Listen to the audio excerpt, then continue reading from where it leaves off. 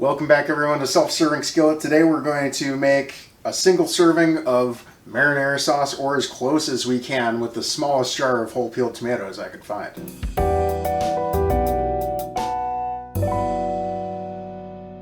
All of these spices I'm going to add to taste, so we'll move them back to the stove. I like red onion for this. You don't have to use red onion. You can use whatever onion you have lying around. Should have some onion though. Now I only want half of this, so I'm going to dice this half. And if you don't know how to dice an onion, I'll be coming out with that video this Tuesday. This other half of an onion, I already have it out. I'm going to slice it, because slices you can make into anything else. And that's what I'll put away. Garlic. If you missed my Technique Tuesday from this week, I tell you all about garlic. And really this month's series, I made sure to include dishes that have a decent amount of garlic in them. Rough chop for this. Later on this month we'll do something besides the rough chop, but this is just going to be simmering in tomato sauce for half an hour. And I want something with some body to it so that it holds up to heat and time.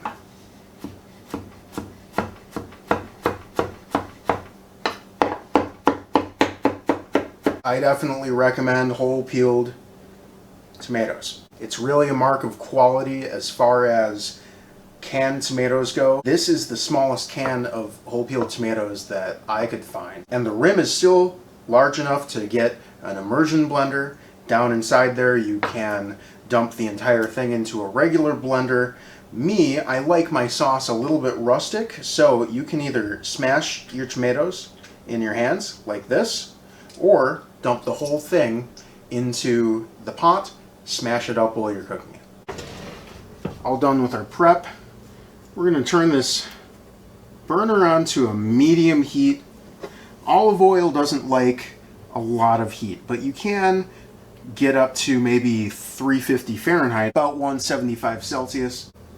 And that's about 2 tablespoons of olive oil. I'm going to wait for that to heat up, and I want to bring these onions up nice and low and slow. You don't need to add any extra sweet if you take your time with your onions. 2 or 3 minutes on medium heat. Don't worry, you can take your time with this. You're going to get all of that wonderful olive oil flavor into your sauce if you take your time. Make sure everything gets coated in oil, and these are going to slowly soften over the next 6-8 minutes.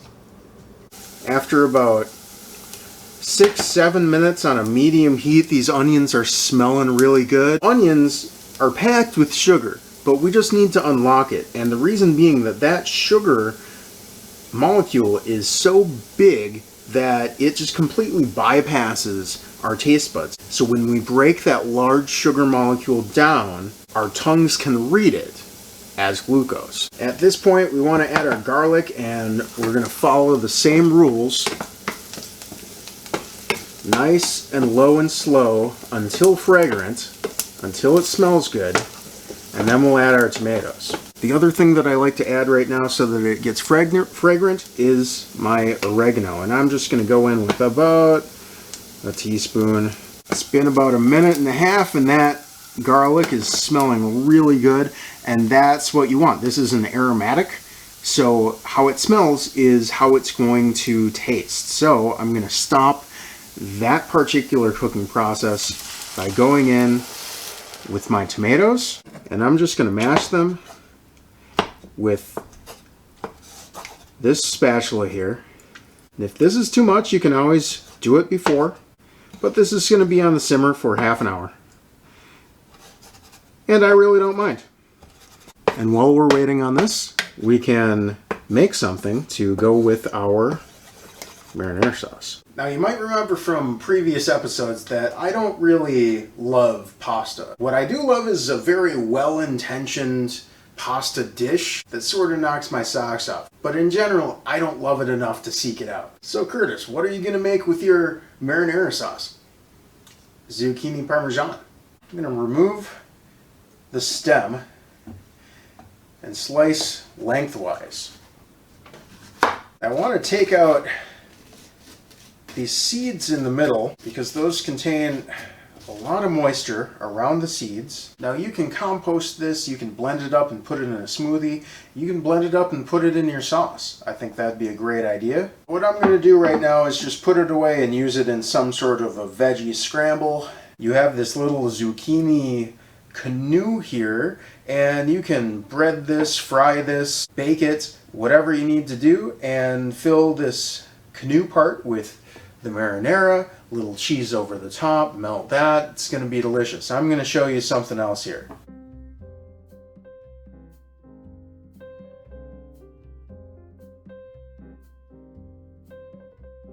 And the name for this is fry cuts, and that's exactly what I'm going to do. I'm going to make some zucchini fries. We're going to get our 3-stage breading station together, preheat our oven to 425 Fahrenheit or 220 Celsius. Better do that right away. Then we'll need about half a cup of panko. You can, of course, use breadcrumbs, which is a little bit more traditional with a dish like this, but as you'll see, there's really not a lot that is traditional about this particular dish. About a quarter cup of Parmesan. The reason I like panko instead of breadcrumbs is that panko will stay crispier longer, and the reason behind that is that it's not baked, it's electrocuted, and that allows for a different structure. Panko sort of has pockets inside of pockets, which is good for this particular recipe because I plan on dousing these in marinara sauce. I'm also going to go for about a quarter teaspoon each of marjoram or marjoram. I'm just realizing right now that I've never heard anyone say that name. Marjoram. Parsley, dried basil, thyme. You can add other stuff to it too. Rosemary's very nice. You can add some salt and pepper if you want to. Play around with it. See if you get some flavors that you really love.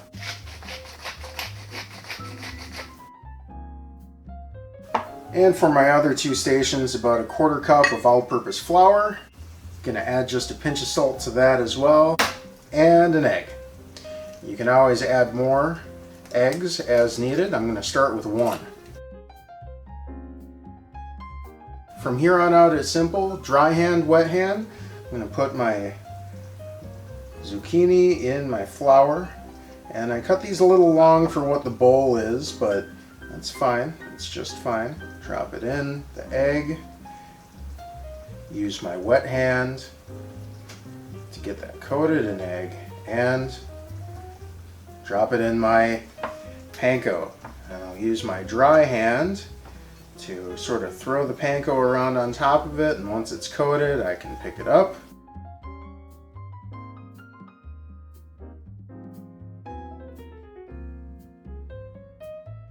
Zucchini fries are in the oven. I'll check them at 20 minutes, and the sauce is almost done. Now this is going to be a little bit more chunky and rustic, but it doesn't have to be that way. If you want a smooth sauce, when this is done, throw it all in the blender. It's fine by me. This is the point where you can start to smell where your sauce is going to go. And if I do this, I can start to see a little bit of liquid still seeping out, and I want just a little bit less liquid than that. But I can do a few very important things right now. I can add most of my seasoning and get it to taste how I want. I'm gonna go with 5 really good cracks of pepper. I want just a pinch, just a few crushed red peppers. Give it some depth. There's no salt in there, so I'm just gonna do a little bit to see what I got.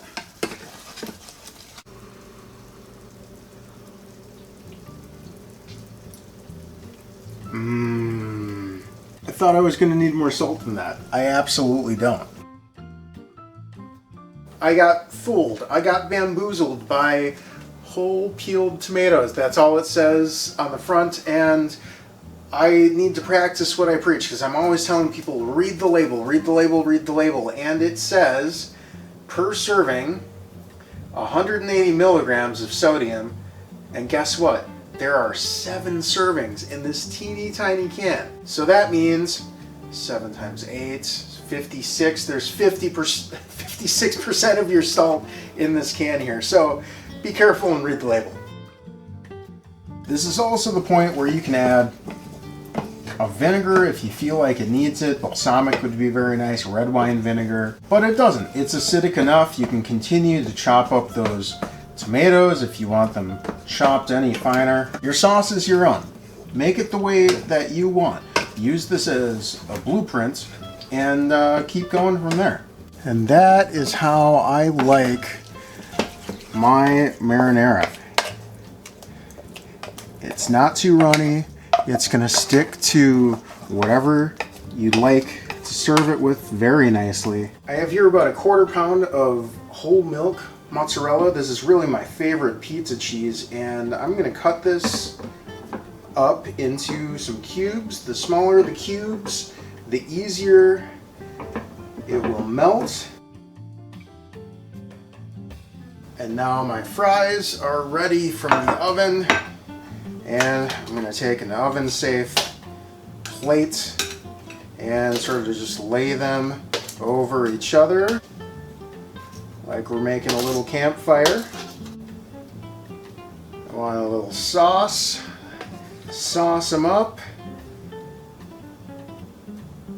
And what we're doing here is making sort of the Italian-American version of a poutine, which is French fries coated with gravy, melted cheese curds. Stick those mozzarella cubes in wherever it looks like there's some space. Back in the oven till it's all melty.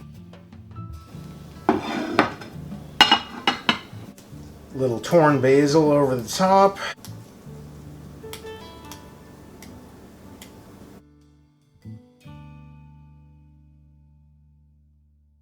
It's crispy, it's acidic, it's savory, it's cheesy. If you like this non-pasta idea, I did a whole month of non-pasta ricotta recipes. I'll put that right up there. And if pizza's more your thing, I'll throw that one right over here. Join me next week and we're going to make some garlic bread to dip into this marinara.